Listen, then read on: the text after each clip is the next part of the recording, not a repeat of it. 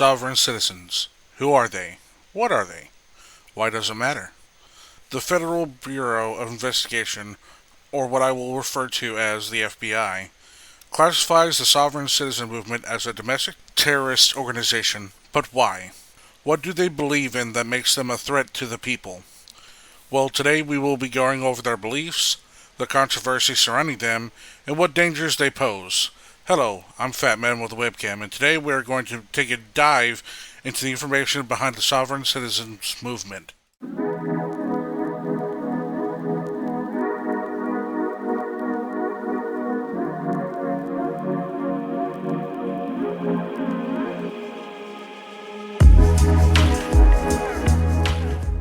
Let's start with the basics. What is the sovereign citizens movement? It started in the 1970s and was derived from the Posse Comitatus movement, which was an anti-government, anti-Semitic group that believed that the government is controlled by the Jewish people. And I know what you're thinking. Did the sovereign citizen movement carry over these hateful beliefs when they sprouted from the Posse Comitatus group? The simplest answer to that question is no.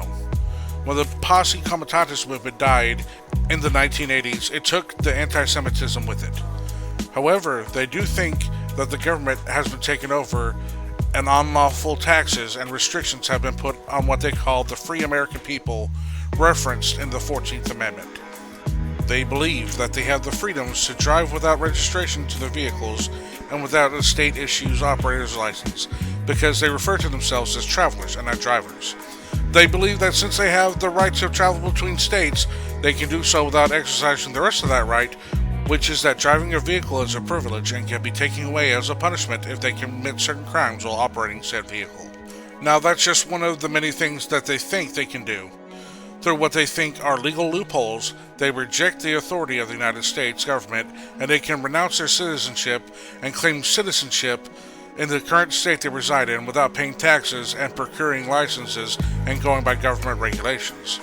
They also believe that the Social Security Administration is a sham and believe that they can forego using their Social Security number and abide by its rules when it comes to financial debts.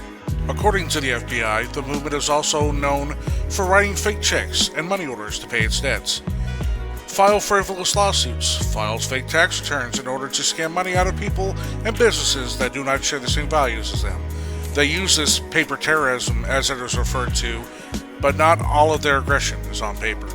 They gained their following by capitalizing on fears of people like anti-vaxxers, QAnon adherents, and other anti-government groups, and spreading their word to them to join their cause.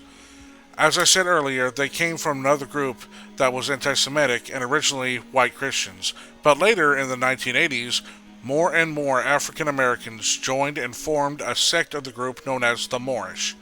In the 1990s, this originally nonviolent group started to up the ante. According to the FBI, the 1995 Oklahoma City bombing was perpetuated by members of the Sovereign Citizens Group, and slightly before that the group had several armed protests and run-ins with the law, leading to the FBI naming them as a far-right extremist group. In 2014 and 2015, surveys from the U.S. law enforcement groups said that they believe that the sovereign citizens hold a bigger threat than any other extremist groups like Islamic terrorists, militia groups, neo-Nazis, and ecological extremist groups. In 2015, Australia's New South Wales Police Force dubbed this group as a credible terrorist threat. Examples of these sovereign citizens participating in what was considered domestic terrorism include the 1995 Oklahoma City bombing. On August 19, 1995, former service member and security guard Timothy McVeigh parked a rented Ryder truck in front of the Alfred P. Murrah building in downtown Oklahoma City. Inside the truck was a bomb made from a deadly cocktail of fertilizer, fuel, and other chemicals. He lit 2-time fuses, and at approximately 9:02 a.m., the bomb exploded, killing 192 people and injuring more in the process. The aftermath looked like a war zone. Dozens of cars were incinerated, and more than 300 surrounding buildings were either damaged or destroyed. 1/3 of the Alfred P. Murrah building was reduced to rubble, and the floors looked like stacks of concrete and steel pancakes.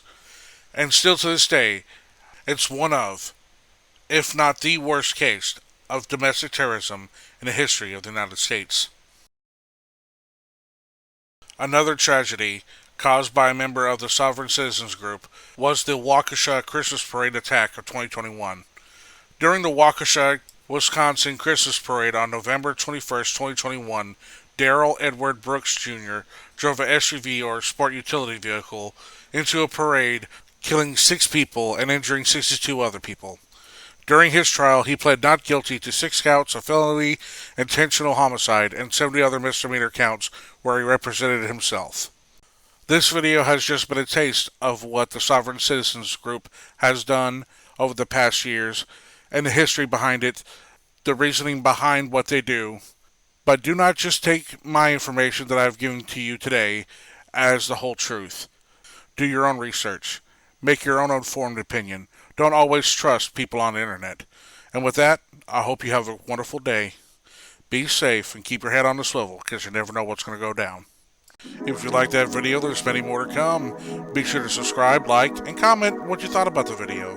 I always respond to comments, and I will see you in the next one. Have a good one.